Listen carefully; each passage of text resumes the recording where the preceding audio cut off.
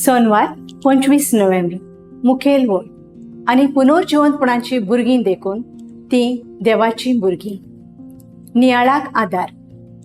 आयच्या पयल्या वाचपान आंतियोक राजा भांगार, रुपया आनी गिरेस्तकायेन बोलोले आनी एक भोव गिरेस्त देव मंदिर आसलोलें पर्सियाचे एलिवियस शार लुटून आपल्या ताब्यांत करूंक सोदताना सुफळ जायना आनी निराशी जावन बाबिलोनियेक परतता.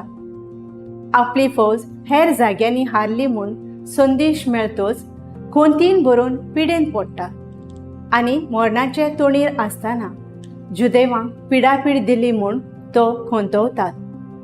लुकाच्या शुभ वर्तमानांत कांय साधुकी जे पुनर्जिवंतपणाचेर सोतमानिना ते जेजूक मोयजेसान बरयलेल्या मेल्या दादल्याची संसद उत्पन्न करूंक ताच्या भावान ताचे बायलेची लग्न जावं येता म्हूण दिल्ले उपाया विशीं वेगवेगळे प्रश्न घालतात.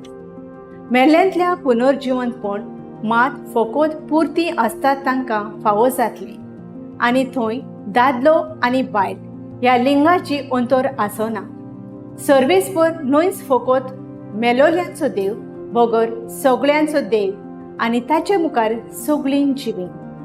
जेजू म्हणटा, संवसारांत गिरेस्तकाय एकठांय करूंक न्हय पूण बरें जिवीत जिवन पुनर्जिवंतपणाची जिविताक तयारी करतात ती सुभागी. म्हजो थाराव. पुनर्जिवंतपणाचेर भावार दवरून क्रिस्ती तत्वां मूल्यांक परमणे जियोवंक प्रयत्न करतलीं.